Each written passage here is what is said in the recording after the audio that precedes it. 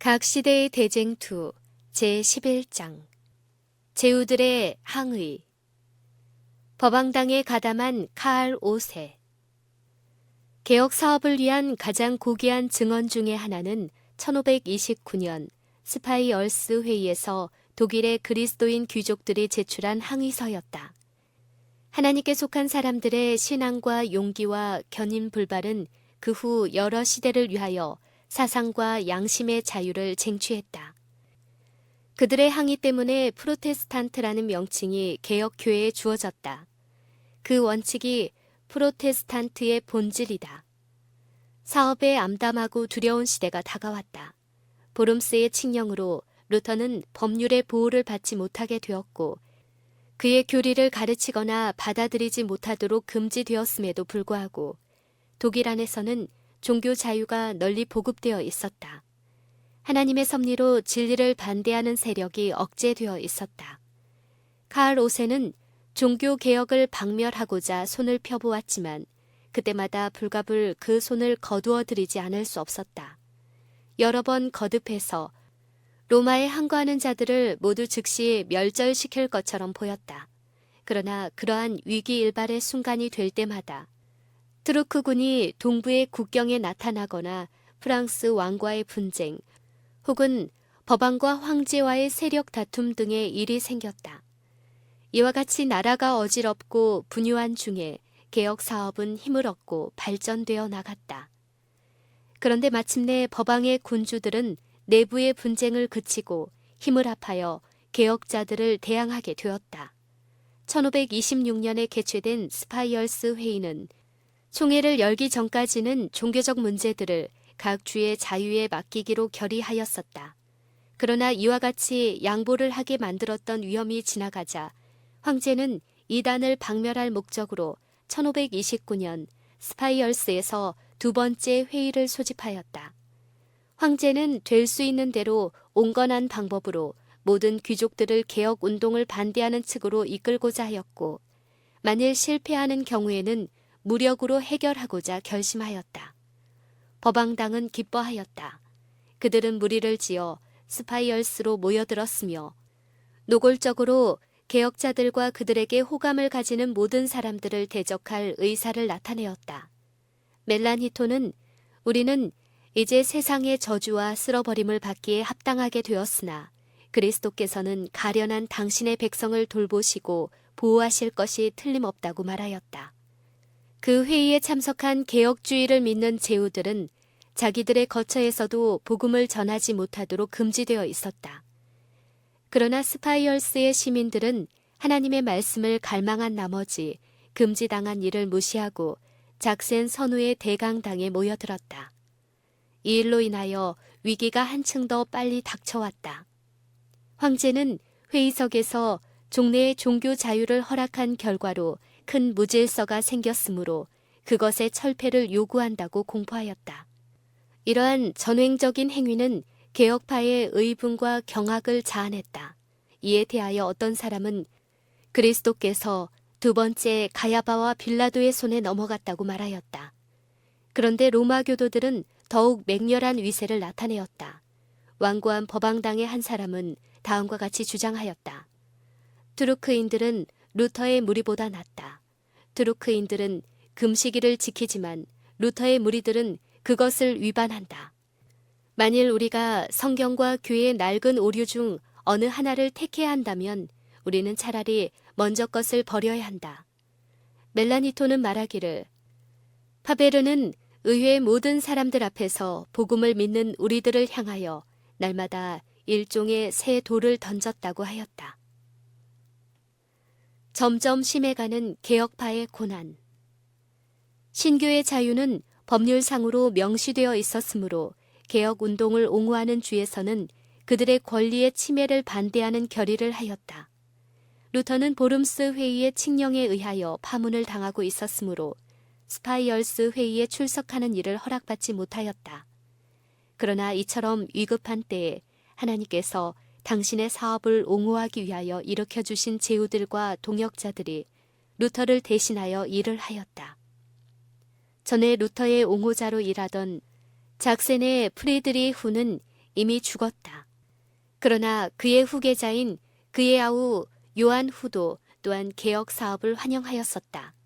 그는 평화의 애호자로서 신앙에 관한 모든 문제에 대하여 많은 노력과 큰 용기를 나타내었다. 신부들은 개혁 사업을 용인한 주들이 로마의 권위에 절대적으로 복종하기를 요구하였다. 반면에 개혁파는 이미 허락된 자유를 주장하였다. 그들은 큰 기쁨으로 하나님의 말씀을 받아들인 여러 주들을 로마교가 다시 그들의 지배 아래 두고자 하는 일에 결코 동의하지 않았다. 아직 개혁 사업이 확립되지 아니한 여러 주에는 보름스의 칙령을 강력하게 이행시킬 것, 이 칙령에 복종치 아니하는 주, 곧 이 칙령을 강제하는 경우에 반란이 일어날 위험이 있는 주는 최소한 어떤 새로운 개혁도 일으키지 말 것, 논쟁을 일으킬 점에 부딪히거나 미사의 거행에 반대하지 말 것, 어떤 로마 교도에게도 루터파의 사상을 넣어주지 말 것 등의 타협안이 제출되었다. 이 법안은 의회를 통과하였으며 법왕 측의 신부들과 주교들은 크게 만족하였다. 이러한 칙령이 시행된다면 개혁 사업은 미 개척의 지방으로 확대될 수 없거니와 이미 전파된 지방에서도 확고한 기초를 세울 수가 없었다.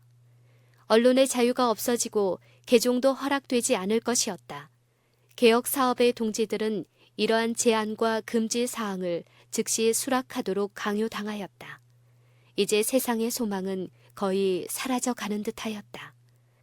로마교의 교권 정치의 제후 확립은 필연적으로 옛날의 악패를 부활시키는 결과가 될 것이었다. 이미 광신과 분열로 인하여 크게 흔들리게 될 개혁 사업도 바야흐로 전멸할 수밖에 없는 지경에 이른 것 같았다. 양심의 자유를 누리려는 정권. 복음주의자들의 협의회가 열리게 되자 그들은 난처한 얼굴빛으로 서로 쳐다보기만 했다. 그들은 어찌하면 좋을까 하는 이야기를 주고받았다. 세계의 중대한 문제가 위기에 놓여 있었다. 개혁파의 지도자들이 칙령을 받아들이기 위하여 복종할 것인가? 개혁자들은 이처럼 정말로 놀라운 위기를 당하여 논쟁하다가 스스로 그릇된 길로 빠지기가 얼마나 쉬웠던가? 그들은 항복하기에 적당한 구실과 이유를 참으로 많이 발견할 수가 있었다. 루터파의 제후들에게는 신교의 자유가 보장되어 있었다. 똑같은 특전이 그들의 시민 중에서 이 법안이 통과되기 전부터 이미 그 개혁파의 신앙을 가지고 있는 자들에게는 주어져 있었다. 우리는 이 안에 만족해야 할 것이 아닌가? 복종하기를 거부할 때 얼마나 많은 위험이 따를 것인가? 반대하면 장차 얼마나 큰 위험과 투쟁이 오는지 아무도 알 수 없다. 장차 어떤 좋은 기회가 올지 누가 알겠는가? 평화를 받아들이자. 로마가 내미는 감람나무의 가지를 붙잡고 독일의 상처를 싸매도록 하자. 이와 같은 논증으로 개혁자들은 오래지 않아서 그들의 사업을 분명히 파멸시켜버릴 결과를 가져올 길을 택하는 일에 있어서 그들의 태도를 정당화시킬 수도 있었을 것이다. 다행히 그들은 이러한 타협안의 저변에 무엇이 깔려 있는지를 간파하고 믿음을 따라 행동하였다. 그 저변에 가로놓인 원칙이란 무엇이었던가? 그것은 로마가 사람들의 양심을 억제하고 자유로운 연구를 금지할 권리를 가졌다는 것이었다. 그렇다면 그들 자신과 개혁주의의 신앙을 가진 사람들은 신앙의 자유를 누릴 수 없단 말인가? 과연 그러했다. 그들은 정당한 권리가 아니고 다만 특별히 할애되는 은혜로서의 자유가 고작이었다.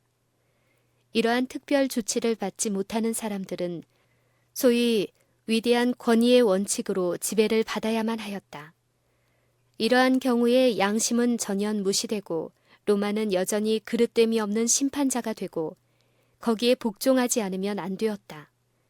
이 타협안을 받아들이는 것은 신앙의 자유가 이미 개혁주의를 용인한 작센에만 적용되어야 하고 그 밖에 다른 그리스도 교국에서는 자유롭게 연구하거나 개혁주의의 신앙을 고백하는 것이 죄가 되며 반드시 옥에 갇히거나 화형을 당하지 않으면 안 된다는 것을 사실상 승인하는 것이었다. 그들은 종교의 자유를 제한시키는 일에 동의할 수 있을까? 그것을 수락함으로 개혁 사업은 더 이상 신자를 얻지 못하고 제한된 범위 안에서 더 나아가지 못하도록 선포되게 할 수 있을까? 그리하여 로마가 지배하고 있는 곳은 어디에나 그 통치권이 영속될 수밖에 없게 해야 할까? 개혁자들이 이 협정을 이행함으로 법안권 아래 속한 지방에서 생명을 바치지 않으면 안 될 무수한 사람들의 피에 대하여 무죄하다고 변명할 수 있을까? 이러한 행동을 취하는 것은 그처럼 중대한 시기에 그리스도 교국의 복음과 자유의 사업을 반역하는 일이 될 수밖에 없었다. 그러므로 그들은 차라리 즐겨 모든 것을 희생하되 자기들의 영토와 지위와 생명까지도 희생하고자 하였다. 황제 측과 개혁파 제후들과의 대립. 우리는 이 법령을 부인하기로 하자. 적어도 양심의 문제에 관하여서는 다수가 권력을 가지는 것이 아니다라고 제후들은 말하였다. 그리고 대의원들은 다음과 같이 선언하였다. 우리가 국가의 평화를 누리는 것은 1526년의 칙령으로 말미암는 것이다. 이를 폐지하는 것은 온 독일을 분쟁과 혼란 가운데 빠뜨리는 것이다. 그러므로 국회는 전체 회의가 열리기까지는 신교의 자유를 보존하는 것 이외에는 아무것도 할 수 없다. 양심의 자유를 지키는 것은 국가의 의무이다. 그러나 종교에 관한 문제에 있어서는 그 권한이 제한되어 있다.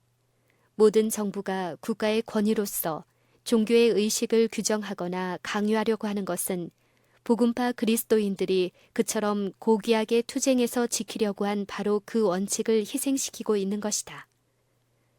법왕당은 그들이 소위 대담한 고집이라고 이름을 붙인 사람들을 멸절시키기로 결심하였다. 그들은 먼저 개혁운동을 지지하는 사람들 사이에 분열을 일으키고자 노력하고 다음에는 아직 공공연하게 개혁파의 호의를 보이지 아니한 사람들을 협박하였다. 각 자유시의 대표들은 마침내 국회에 호출되어 그 법령의 조건들의 순종 여부를 나타내라는 요구를 받았다. 그들은 시간의 여유를 달라고 하였으나 허락되지 않았다. 그들에게 시험이 제시되자 거의 반수가량은 개혁자의 편에 가담하였다. 그 사람들은 양심의 자유와 각 개인이 스스로 판단하는 권리를 희생하기를 거절하므로 장차 비난과 정죄와 박해의 표적이 될 것을 잘 알고 있었다. 대의원 중에 한 사람은 우리는 하나님의 말씀을 거절하든지 그렇지 않으면 화형을 받든지 둘 중 하나를 취하고야 말 것이다 라고 말하였다. 황제의 대표자로 회의에 임석한 페르디난트 왕은 제후들이 법령을 승인하고 지지하는 데 가담하지 않는다면 심상치 않은 분열이 일어날 것을 알았다. 그러나 폭력을 사용하면 그들의 결심을 한층 더 굳게 해줄 것이라는 것을 알았으므로 그들을 설득시키고자 하였다. 그는 제후들이 법령을 승인해 주기를 빌면서 황제가 그들을 참으로 기뻐할 것이라고 보증하였다. 그러나 그 충성된 제후들은 세상 통치자들이 가진 권위 이상의 권위를 인정하였다. 그러므로 그들은 우리는 하나님께 속한 영광과 평화를 유지하게 하는 일이라면 무엇이든지 황제의 명령에 복종하겠습니다.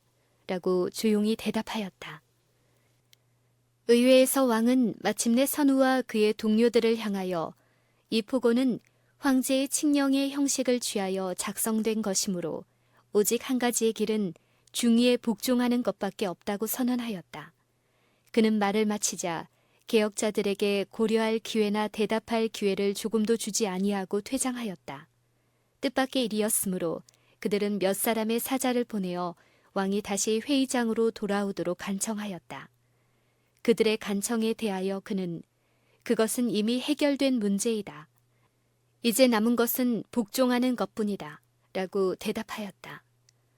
황제 측에서도 그리스도인 제후들이 사람의 교리와 사람의 요구보다 성경을 주장하여 굳게 지킬 것을 알았고 또한 이 원칙이 인정되는 곳은 어디에서나 법왕교가 마침내 무너지고 말 것을 알았다. 그러나 그 시대 이후로 수많은 사람이 그러했던 것처럼 그들은 보이는 것만을 바라보았으므로 황제와 법왕의 사업은 강하고 개혁자의 사업은 약하다고 생각하고 스스로 자만하였다. 개혁자들이 사람들의 힘만을 의지하였다면 법왕당이 생각했던 바와 같이 그들은 무력하였을 것이다.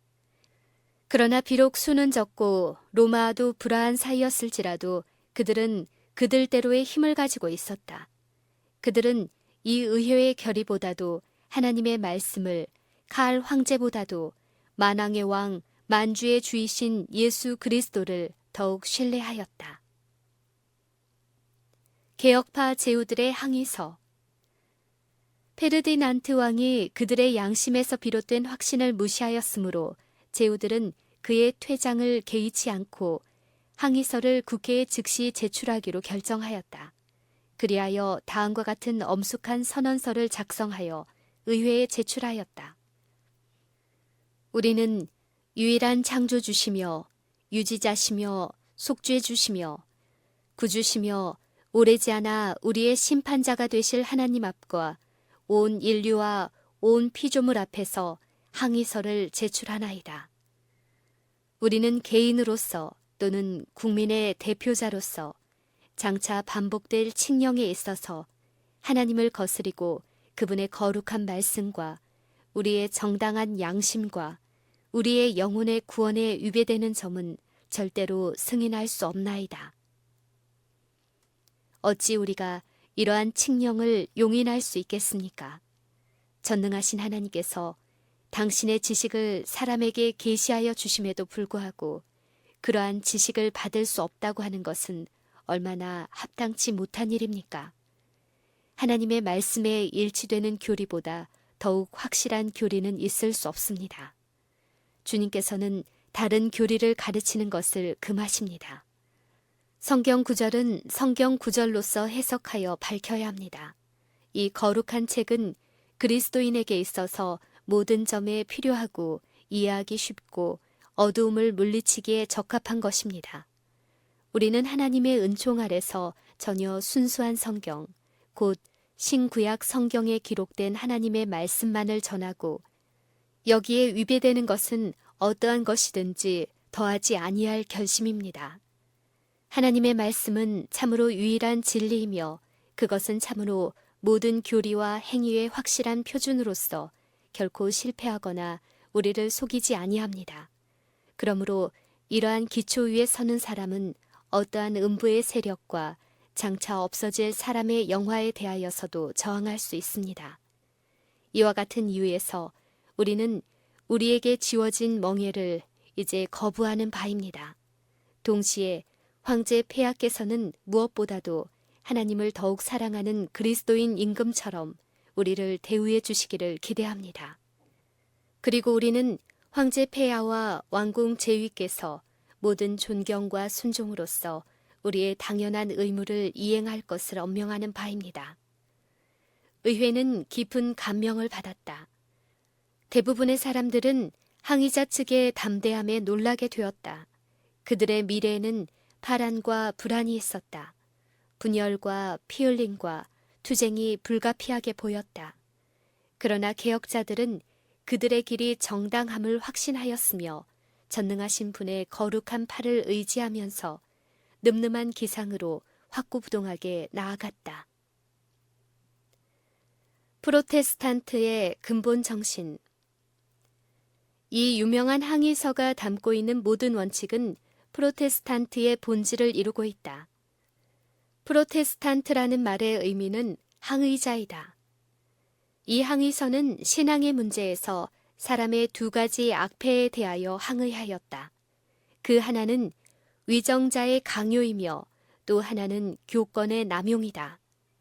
이러한 악패 대신에 프로테스탄트주의는 정권 위에 양심의 힘을 보이는 지상의 교회 위에 하나님의 말씀의 권위를 놓았다.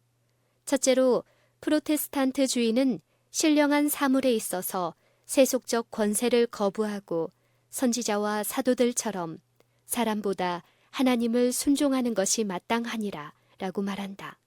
그것을 카알 5세의 왕관 앞에서 예수 그리스도의 왕관을 높이고 있다. 그것은 또한 한 걸음 더 나아가고 있다. 그것은 사람의 온갖 교훈이 하나님의 말씀에 예속되어야 한다는 원칙을 확립해준다. 그뿐만 아니라 그 항의자들은 진리라고 확신하는 바를 자유롭게 이야기할 권리가 있다고 주장하였다. 그들은 하나님의 말씀에서 밝혀진 바를 믿고 순종할 뿐 아니라 가르쳐야 한다고 주장하고 승려나 정권이 이를 간섭할 권한이 없다고 하였다. 스파이얼스의 항의는 종교적 자유를 억압하는 데 대한 엄숙한 반증인 동시에 온 인류는 자기의 양심의 지시를 따라 하나님을 경배할 권리가 있다는 주장이었다. 그 선언은 반포되었다. 그것은 많은 사람들의 마음에 새겨졌고 사람의 힘으로 결코 지워버릴 수 없는 하늘의 책에도 기록되었다. 독일의 모든 복음 신도들은 그 항의서를 신앙 고백으로 채택하였다. 각 곳에서 사람들은 이 선언에서 더욱 훌륭한 새 시대의 약속을 바라보았다. 제후들 가운데 한 사람은 스파이얼스의 프로테스탄트들을 향하여 다음과 같이 말하였다. 그대들로 하여금 이처럼 대담하고 자유롭고 씩씩하게 믿음을 고백하게 하신 전능하신 하나님께서 영원까지 그대들을 확고한 그리스도인으로 남아있도록 보존해 주시기를 바라노라.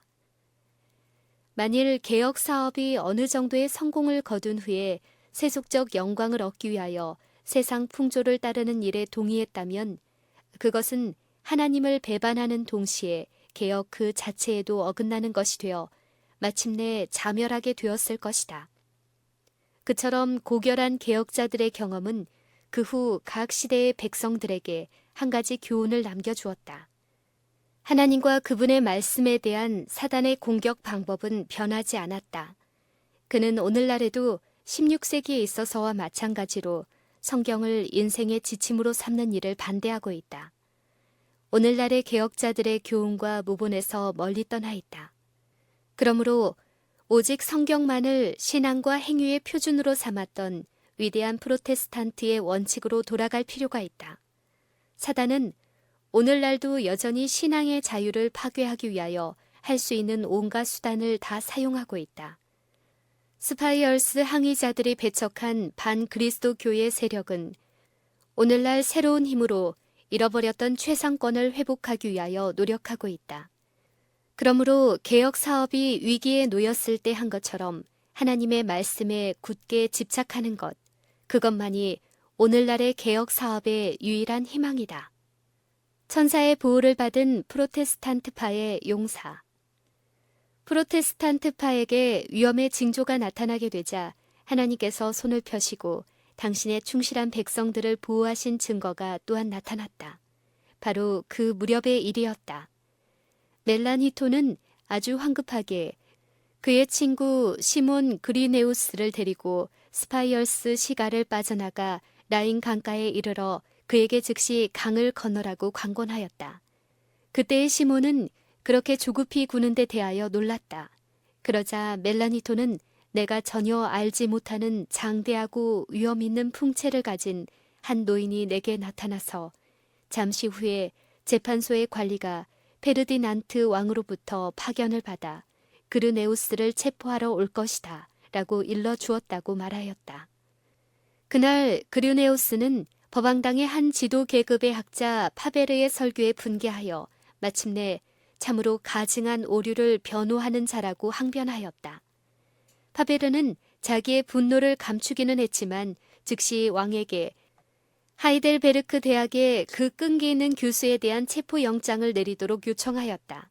멜라니토는 하나님께서 당신의 천사들 중에 하나를 보내시사 자기에게 미리 경고해 주심으로 그의 친구를 구원해 주신 것으로 믿어 의심치 않았다. 라인강 언덕에 조용히 서서 그는 그 강물이 그르네우스를 그의 핍박자들로부터 구원해 주기를 기다리고 있었다. 멜라니토는 강 건너편 언덕에 그의 친구가 도착하는 것을 보고서야 마침내 그는 무죄한 사람의 피에 목마른 자들의 잔인한 이빨을 면했다고 부르짖었다.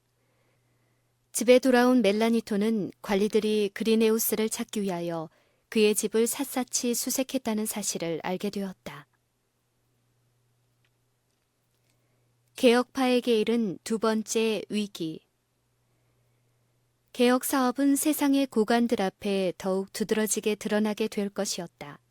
복음주의 제후들의 호소가 페르디난트 왕으로 말미암아 과거에는 거부되었지만은 지금은 황제를 비롯하여 국가와 교회의 고관들이 열석한 자리에서 그들의 사업을 진술할 기회를 갖게 되었다. 제국을 괴롭힌 분쟁을 진정시키기 위하여 스파이얼스의 항의가 있었던 이듬해에 카을 오세는 아우크스부르크에서 회의를 소집하였다. 또한 그가 친히 그 의회를 주재할 것이라는 그의 의향도 발표되었다. 거기에 개혁파의 지도자들도 소집되었다. 큰 위험들이 개혁 사업을 위협하였으나 그 사업의 옹호자들은 그들의 사업을 여전히 하나님께 의탁하고 복음에 대한 저들의 태도를 굳게 할 것을 스스로 맹세하였다. 작센의 선우는 그의 고문관들로부터 의회에 나가지 말라는 간곡한 부탁을 받았다. 그들은 황제가 제후들을 함정에 빠뜨리기 위하여 참석하기를 요구하였다고 말하였다. 강력한 원수의 소굴로 일부러 들어가는 것은 위험하기 짝이 없는 일이 아닌가. 그러나 어떤 사람들은 제후들로 하여금 오로지 용기를 가지고 처신하게 하라. 그리하면 하나님의 사업은 반드시 구조될 것이다 라고 하였다. 하나님은 신실하심으로 우리를 결단코 버리지 아니하실 것이다 라고 루터는 말하였다. 선우는 그의 수행원을 데리고 아우크스부르크로 떠났다. 모든 사람들이 그를 위협하고 있는 위험을 잘 알고 있었으므로 많은 사람들은 침울한 얼굴과 근심스러운 마음으로 가득 차 있었다. 그러나 쿠베르크까지 동행했던 루터는 그 여행에서 지은 내 주는 강한 성이요 라는 노래로 그들의 침체되어가는 믿음의 활기를 북돋아 주었다. 영감적인 그 노랫소리에 장차 다가올 일에 대한 여러 가지 염려는 사라지고 무겁던 마음이 가벼워졌다. 개혁파의 제후들은 그들의 견해를 성경으로 입증하여 체계적인 진술서를 의회에 제출하기로 결정하고 그것의 작성을 루터와 멜라니톤과 그의 동료들에게 위탁하였다. 개혁파의 사람들은 이 신앙 고백서를 그들의 믿음의 해명서로 수락하였다. 그들은 모여서 그 중요한 서류에 각기 서명하였다. 참으로 그것은 엄숙하고도 신중한 순간이었다. 개혁자들은 그들의 운동이 정치 문제와 혼동되지는 않을까 염려하였다. 그들은 종교개혁이 하나님의 말씀에서 나오는 가마 이외에는 어떠한 세력에도 동요되지 않아야 한다고 생각했다. 그러므로 개혁파의 제후들이 이 신앙 고백서에 서명하려고 나오자 멜라니토는 그 일을 저지시키면서 다음과 같이 말하였다. 이것은 신학자와 목사들이 제의해야 할 문제입니다. 이 세상에 권세 있는 사람들의 권력은 다른 일을 위하여 보류하여 두고 싶습니다. 그러나 작센의 요한후는 그 말에 대답하였다.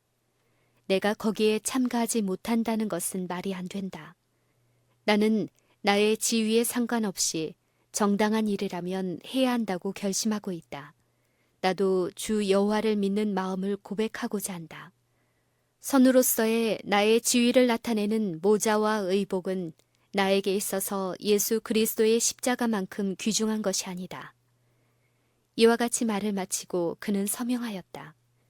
또 다른 제후 한 사람은 붓을 들고 예수 그리스도의 영광을 위하여 필요한 일이라면 나는 나의 재산과 생명까지 바칠 준비가 되어 있다고 말하였다.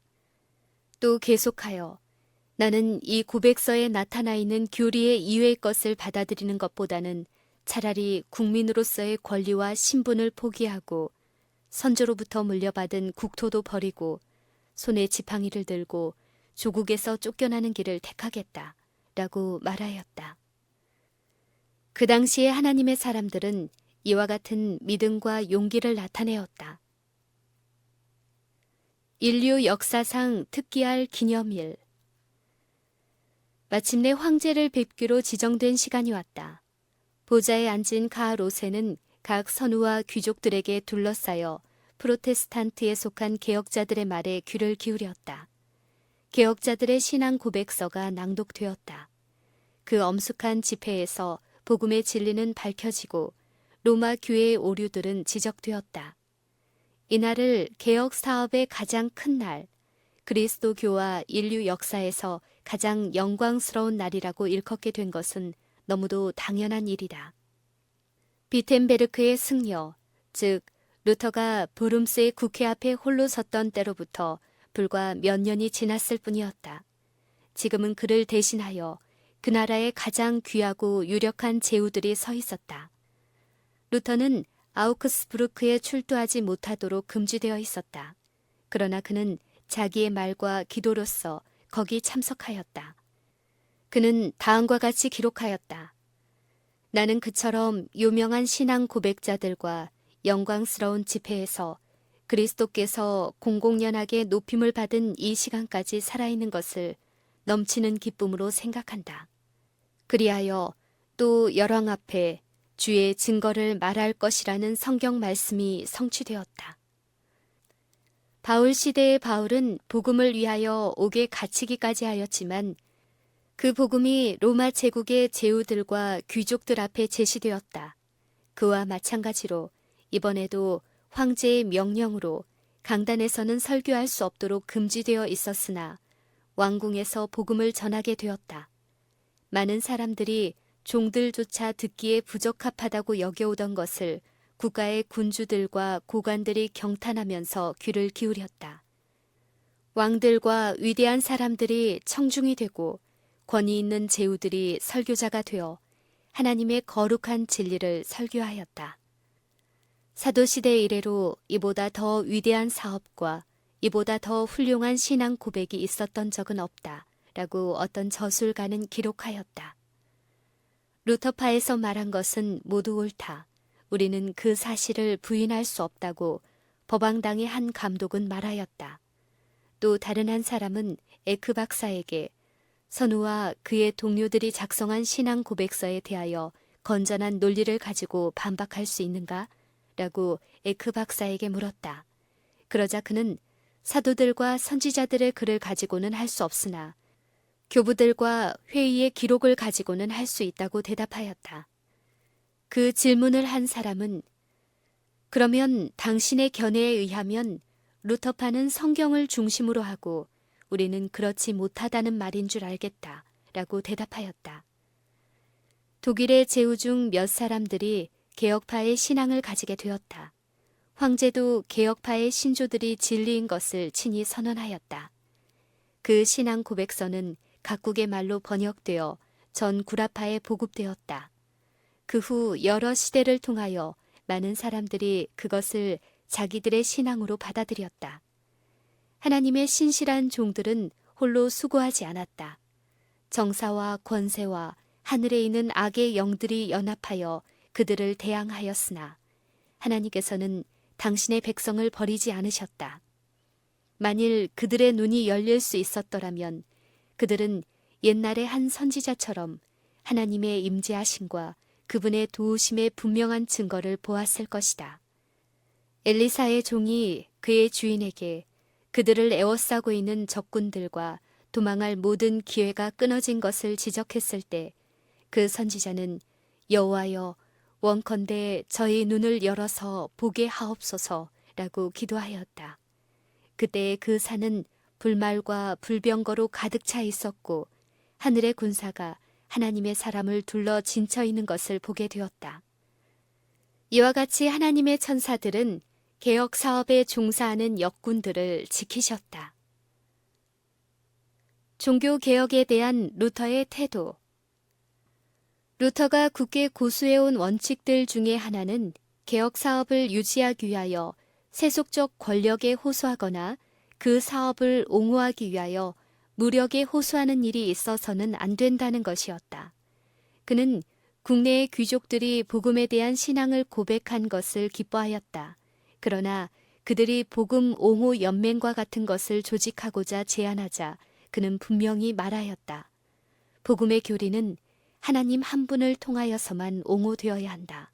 사람들이 거룩한 사업에 적게 간섭하면 할수록 하나님께서는 더욱 많이 그 사업에 관여하시는 것이다. 어떠한 정책적인 묘안을 사용할지라도 그것은 쓸데없는 공포와 죄악적 불신을 조장할 뿐이다. 강력한 원수들이 온 힘을 합하여 개혁파의 신앙을 뒤집어 엎으려고 하고 무수한 칼이 칼집에서 뽑혀지려고 할 때 루터는 다음과 같이 기록하였다. 사단은 분노를 나타내고 있다. 경건치 않은 승려들은 공모하고 있으며 우리는 전쟁의 위협을 당하고 있다. 그러나 우리는 믿음과 기도로서 담대히 하나님의 보좌 앞으로 나아가라고 사람들을 권할 것이다. 그리하면 원수들은 하나님의 성령으로 말미암아 정복되어 잠잠하게 될 것이다. 우리에게 가장 필요하고 급한 것은 기도이다. 사람들로 하여금 그들이 지금 사단의 칼날 아래 있다는 것과 사단이 분노하고 있다는 것을 알려주고 기도하게 할 것이다. 그 후에 개혁파의 선우들이 연맹을 조직하려 하였을 때 다시 루터는 이 싸움에 사용되어야 할 무기는 오직 성령의 검뿐이라고 밝히 말하였다. 그는 작센의 선우에게 편지하였다. 우리는 양심상으로 연맹에 대한 제안에 찬동할 수 없습니다. 우리의 복음 때문에 한 방울의 피라도 흘려야 하는 일을 보기보다는 차라리 10번이라도 죽는 것이 낫겠습니다.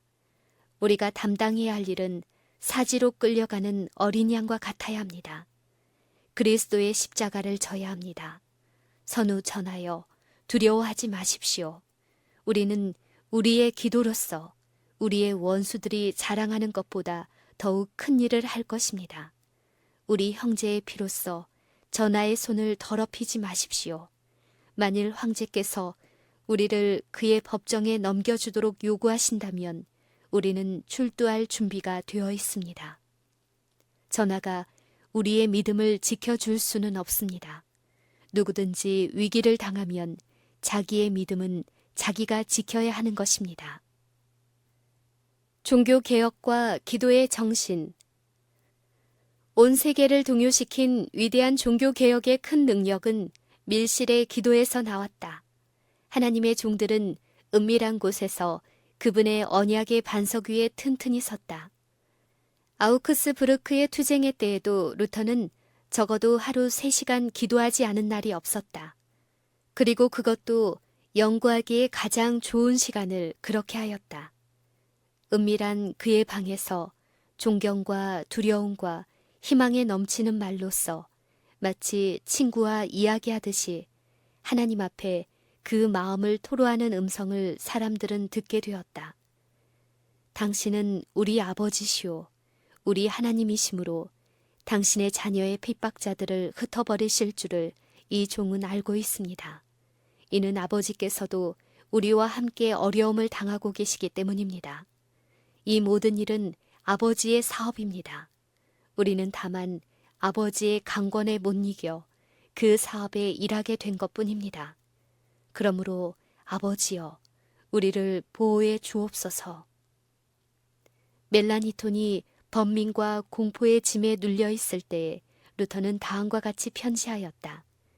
그리스도 안에 있는 은혜와 평강, 세상에 있는 것이 아니고 그리스도 안에 있는 은혜와 평강이 그대에게 있기를 원합니다. 아멘. 나는 그대가 당하고 있는 심한 염려를 몹시 싫어합니다. 만일 이 사업이 정당하지 못하거든 그것을 버리십시오. 만일 그 사업이 정당하다면 어찌하여 우리에게 염려 말고 잘하고 명령하신 주님의 허락을 믿지 않습니까? 그리스도께서는 공의와 진리의 사업에 궁핍하지 아니하실 것입니다. 그분께서 살아나시고 그분께서 통치하고 계십니다. 그렇다면 우리가 무엇 때문에 두려워해야 합니까? 하나님께서는 당신의 종들의 부르짖음을 들으셨다. 그분께서는 귀족들과 목사들에게 이 어두움의 세상 주관자들을 대항하여 진리를 지탱할 은혜와 용기를 주셨다. 주님께서는 보라, 내가 택한 보배롭고 요긴한 모퉁이 돌을 시온에 두노니 저를 믿는 자는 부끄러움을 당치 아니하리라 라고 말씀하셨다. 프로테스탄트의 개혁자들은 그리스도 위에 견고히 섰다. 그러므로 음부의 권세가 그들을 이길 수 없었다.